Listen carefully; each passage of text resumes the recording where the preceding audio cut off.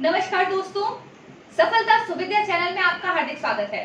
मैं हूं डॉक्टर रचना और basically I am an advocate. और आज जो टॉपिक मैं आपके सामने डिस्कस करने के लिए हूं वो है registration of marriage under Hindu marriage act. देखिए दोस्तों, एक बात मैं आपसे सबसे पहले कहना चाहूंगी कि जब हम मैरिज रजिस्ट्रेशन की बात करते हैं तो मैरिज रजिस्ट्रेशन से रिलेटेड प्रोविजन हमने हिंदू मैरिज एक्ट के सेक्शन 8 में दे दिया है कि हम अगर कोई शादी की जाती है तो उसका रजिस्ट्रेशन आप करवाएं। उसके लिए हिंदू विधि में प्रावधान है, स्पेशल मैरिज एक्ट में प्रावधान है। ठीक है, अगर हम मुस्लिम लॉ की बात करते हैं तो वहां भी एक निकाह नामा का एक प्रोविजन दिया गया है। ठीक है, लेकिन रजिस्ट्रेशन की बात वहां पे नहीं की गई है। लेकिन अगर कोई व्यक्ति अपना रजिस्ट्रेशन करवा सकता है तो वो मैरिज रजिस्ट्रार के पास जाके करवाएगा। कैसे करवाएगा, क्यों करवाएगा, पर्पस क्या है, इफेक्ट क्या है, अब वो सारी चीजें मैं आपके साथ वन बाय वन डिस्कस करने वाली हूँ। पहली चीज, जब हम बात करते हैं सेक्शन 8 की जो हिंदू मैरिज एक्ट में दिया गया है उसका पर्पस क्या है, तो सेक्शन 8 क्लॉज 1 हमें पर्पस बताता है। ये पर्पस है facilitating the proof of Hindu marriage.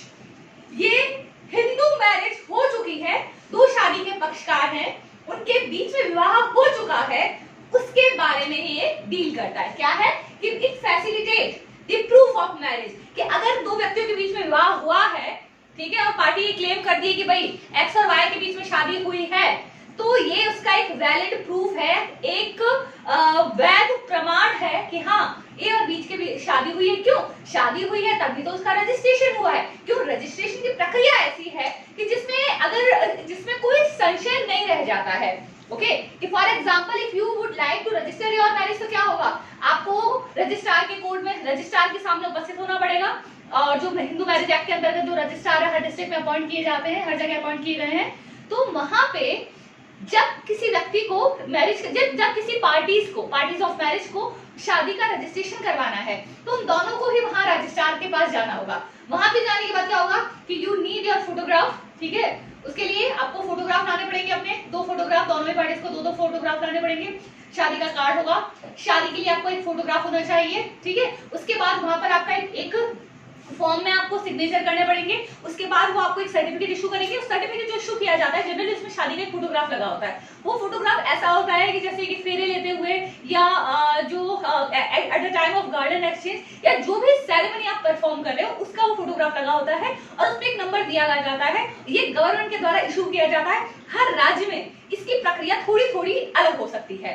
ये जो प्रक्रिया मैंने बताई कि आपको दो फोटोग्राफ ले जाने हैं, आपको शादी का कार्ड ले जाना है, उसके बाद आपको शादी के फोटोग्राफ ले जाने हैं। फोटोग्राफ किसी सेरेमनी को परफॉर्म करते हुए होने चाहिए और उसके पश्चात आपको फिजिकली वहां जाना है, आपको अपना नाम बताना है और कहां पे, जहां पर आपकी शादी हुई है। ठीक है, या पक्षकार निवास करते हैं। फॉर एग्जाम्पल मैं दिल्ली में रहती हूँ, ठीक है, जिस व्यक्ति से मेरी शादी हुई मुंबई में रहता है, लेकिन हमारी जो शादी परफॉर्म की गई है वो अहमदाबाद में की गई है, तो हम इन तीनों में से किसी भी जगह पर शादी को रजिस्टर्ड करवा सकते हैं। लेकिन सबसे अच्छा होता है कि जहां पर आपका विवाह हुआ है वहां पर आप रजिस्टर्ड करवाएं। तो ये वो जनरल गाइडलाइन थी जो मैंने फॉलो की थी at the time of registration of my marriage. ठीक है, तो वहां पे ये सारे डॉक्यूमेंट सबमिट करने के बाद आपको कुछ प्रश्न पूछे जाते हैं। जनरल से रजिस्ट्रार पूछता है कि फैमिली का नाम पूछता है, ठीक है ना। उसके बाद आपको दो विटनेस चाहिए जो सिग्नेचर करते रहेंगे जिन्होंने वो शादी विटनेस की थी। तो इस प्रकार से ये एक प्रूफ हो जाता है कि हाँ ये दो पार्टीज के बीच में शादी हुई है। ओके, तो रजिस्ट्रार के लिए कई जगह आप देखेंगे कि जैसे राजस्थान में नगर पालिका के पास ये अधिकार दे दिया है, वहां पर ये एक छोटा सा ऑफिस एक व्यक्ति को अपॉइंट कर दिया एज अ रजिस्ट्रार कि who can register the marriage. ठीक है ना, वो दूसरे काम भी करता है लेकिन he is also appointed as a marriage registrar. तो ये एक प्रक्रिया है शादी को रजिस्टर्ड करने की। लेकिन दूसरी चीज जो स्पेशल मैरिज एक्ट की आप बात करते हैं, स्पेशल मैरिज एक्ट में जो शादियां होती है वो अलग है, जो कोर्ट मैरिज में शादियां होती है वो अलग है। उसका हिंदू मैरिज एक्ट की सेक्शन 8 से कोई लेना देना नहीं है। हिंदू मैरिज एक्ट में पहले क्या हो रहा है, सेक्शन 5 की कंडीशंस फुलफिल होनी चाहिए। सेक्शन 5 में क्या क्या कहा गया है, सेक्शन 5 में कहा गया है कि जो पार्टीज हैं, जो दोनों पार्टीज हैं, ठीक है ना, उनका कोई लिविंग स्पाउस ना हो। दूसरा उसमें कहा गया है कि उनकी मेंटल कैपेसिटी हो। तीसरी बात में उनके 18 और 21 साल की एज होनी चाहिए। लड़की के लिए 18, लड़के के लिए 21 साल की एज मिनिमम होनी चाहिए। उसके बाद कहा गया है कि they must not fall in the prohibited degree of relationship, they must not be submissive of each other। ये 5 बातें सेक्शन 5 में कही गई है। इसके साथ सेक्शन 7 कि कोई ना कोई सेरेमनी जो दोनों पार्टी में से कोई भी फॉलो करता है, may be saptapadi, may be कन्यादान, मे बी पाणी ग्रहण, जो भी उनकी सेरेमनी है वो परफॉर्म होनी चाहिए। ये कंडीशंस फुलफिल हो गई हैं। उसके बाद आप अपने डॉक्यूमेंट लीजिए, मैरिज रजिस्ट्रार के पास जाइए, और जो शादी आपकी ऑलरेडी हो चुकी है, कोई टाइम लिमिट नहीं है, आप शादी के 5 साल बाद भी रजिस्टर करवा सकते हैं, 10 साल बाद भी रजिस्टर करवा सकते हैं। लेकिन क्यों रजिस्टर करवा रहे हैं? What is the purpose behind that? The purpose behind that is the facilitating the proof of Hindu marriage. ये रीजन है शादी को रजिस्टर करवाने का। अब मैं बात करती हूँ, एक केस था शादी वर्सेस गोपीनाथ, 1995 का केस था, हिंदू मैरिज एक्ट आ चुका था, ठीक है, सेक्शन 8 आ चुका था, इसमें इंसर्ट हो चुका था हिंदू मैरिज एक्ट में, और शादी वर्सेस गोपीनाथ। अब इस केस में मैं इसी मैरिज रजिस्ट्रेशन से रिलेटेड एक कुछ फैक्ट्स डिस्कस करना चाहती हूँ। इस केस में हुआ क्या था, एक लड़की थी जो बीए में पढ़ाई कर रही थी, ठीक है, उसकी मुलाकात एक लड़के से होती है, दोनों दोस्ती करते हैं, और वो लड़का कहता है कि मैं बहुत ही जल्दी यूएसए जाने वाला हूँ, और अगर तुम अपना ग्रेजुएशन कंप्लीट कर लेती हो तो उसके बाद तुम्हारी भी जॉब में यूएसए में लगवा सकता हूँ।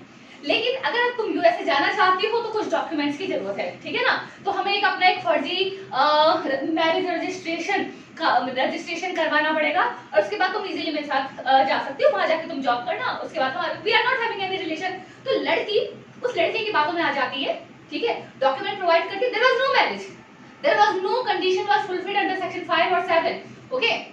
उसके बाद वो लड़की, वो उसका डॉक्यूमेंट सारे जितने थे, जो डॉक्यूमेंट उसने मांगे थे वो डॉक्यूमेंट दे दिए, पूरा किसी रजिस्ट्रार के ऑफिस में जाते, जहां उसे बोला जाता वहां सिग्नेचर कर दी है, ठीक है, और उसके बाद वो आ जाती है। कुछ समय पश्चात वो लड़का क्लेम करता है कि we are a married couple, ठीक है। तो लड़की का कहना था कि यहाँ पे जो क्वेश्चन जो अराइज हुआ था कि वेदर कि यहाँ पर हमने क्या कहा, सेक्शन 8 किसकी बात कर रहा है, कि वो मैरिज प्रूफ की बात कर रहा है, कि ये जो मैरिज प्रूफ है वो तो फैसिलिटेट करने के लिए कि भाई शादी हुई होगी तभी तो रजिस्ट्रेशन हुआ है, ठीक है, रजिस्ट्रेशन हुआ इसलिए शादी थोड़ी हुई है। तो यहाँ पे क्वेश्चन उठा था कि अगर कोई कपल या अगर कोई व्यक्ति वो शादी का सर्टिफिकेट दिखा के कहता है कि भाई हमारे बीच में शादी हो चुकी है, we are a married couple because we are possessing this certificate, तो whether it is a valid marriage और not under Hindu marriage act, तो उस शादी के बारे में क्या कहा जाए, या लड़की ने क्लेम किया कि no I am not a married wife of that person, why so, because उसने ये फ्रॉड मेरे साथ कमिट किया था, मेरा उससे शादी करने का कोई इरादा नहीं था, केवल यूएसए जाने के लिए उसने मुझसे डॉक्यूमेंट मांगे थे, और पिछले 1 साल पहले मैं उसे जानती थी, हमारी फ्रेंडशिप हुई थी, लेकिन मैं उसे करीबन 5 बार मिली होंगी, हम कभी साथ नहीं रहे, हम कभी एक दूसरे को, हमने एक लिमिट से ज्यादा हमने कभी बात नहीं करी, लेकिन यूएसए जाने के लिए हाँ मैंने कुछ डॉक्यूमेंट शेयर किए थे और किसी ऑफिस में जाके मैंने साइन किया था। तो कोर्ट ने कहा क्या उनके बीच में शादी मानी जाएगी, सर्टिफिकेट तो है, सर्टिफिकेट तो मैरिज का प्रूफ है। तो कोर्ट ने जो फाइनल जजमेंट हुआ था वो यही कहा था कि केवल अगर सेक्शन 5 की या सेक्शन 5 और 7 की अगर कंडीशंस फुलफिल नहीं की जाती हैं तो मात्र आपका सर्टिफिकेट होना आपको शादीशुदा नहीं बना देता। यही चीज शादी वर्सेस गोपीनाथ के केस में की गई थी जो 1995 का केस था। अब चीजें और सुलझती जा रही हैं। तो what is the purpose of section 8? To facilitate the proof कि शादी भी हुई है, एक प्रूफ हो जाता है, एक कागज बन जाता है, डॉक्यूमेंट बन जाता है। तो डॉक्यूमेंटेशन आज की तारीख में बहुत जरूरी हो गया है। दूसरा, क्योंकि बहुत सारी चीजें सॉल्व हो जाती हैं, ओके, तो द स्टेट गवर्नमेंट अब क्या कर सकती है, स्टेट गवर्नमेंट में make it compulsory, it is not compulsory, लेकिन अगर कोई राज्य सरकार चाहती है तो अपने राज्य में उसे कंपलसरी बना सकती है, ठीक है। दूसरी बात, इसमें जो रूल्स बनाए जाएंगे एज सुन एज पॉसिबल वो स्टेट लेजिस्लेचर के सामने रखे जाएंगे। उसके बाद कहा गया कि Hindu marriage registrar shell at the all reasonable time be open for inspection, कि जो रजिस्ट्रार है हिंदू मैरिज का वो कभी भी डॉक्यूमेंट को कोई चेक कर सके या रजिस्टर कराने के लिए आ सके, वो अवेलेबल रहेगा, ठीक है। इंस्पेक्शन के लिए अगर कोई करना चाहता है उसके लिए वो अवेलेबल रहेगा। और last and the most important बात, कोई हिंदू शादी हुई है लेकिन रजिस्ट्रेशन नहीं हुआ है, तब शादी का क्या होगा? वो शादी वैलिड है, वॉइड है, वॉइडेबल है, क्या होगी उसका? तो ये याद रखिएगा, किसी शादी का रजिस्ट्रेशन नहीं होना उसे वॉइड नहीं बनाता, marriage is still valid, okay. तो validity of marriage shall not be affected by non-registration of marriage under section 8 of Hindu Marriage Act। तो मैं अभी जो बातें कर रही हूँ वो सिर्फ हिंदू मैरिज के बारे में बात कर रही हूँ, मैंने अभी तक कोर्ट मैरिज की बात नहीं करी। Court marriage is different from Hindu marriage registration which is discussed under section 8। तो सेक्शन 8 का ये केस था 1995 का। जो दूसरा केस मैं आपके साथ डिस्कस करने वाली हूँ वो है सीमा वर्सेस अश्विन कुमार, ओके। अब जो इंपॉर्टेंट केस है सीमा वर्सेस अश्विन कुमार 2006 का जजमेंट है, उसमें सुप्रीम कोर्ट ने क्या कहा ये आपको याद रखना है, ये परीक्षा में पूछा जाता है। सीमा वर्सेस अश्विन कुमार के केस में कहा गया कि supreme court made the direction, तो सबसे पहले के दिशा निर्देश दिए गए हैं।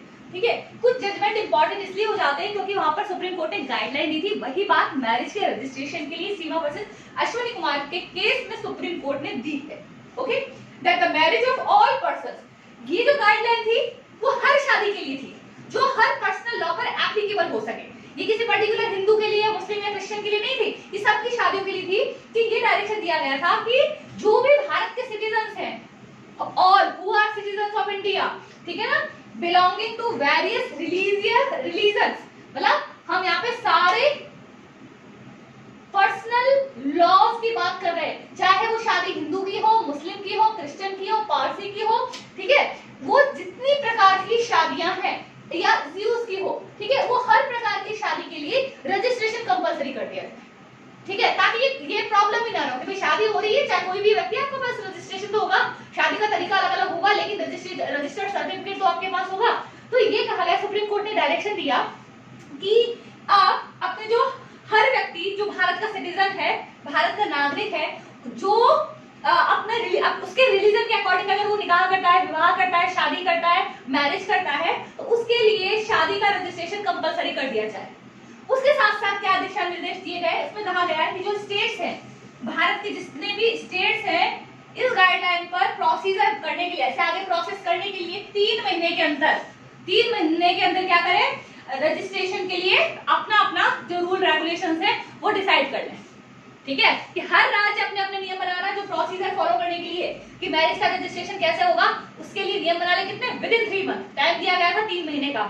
ओके, और जो ऑफिसर्स उसके लिए अपॉइंट किए जाए वो ऑफिसर्स ड्यूली ऑथराइज्ड होंगे शादी का रजिस्ट्रेशन करने के लिए।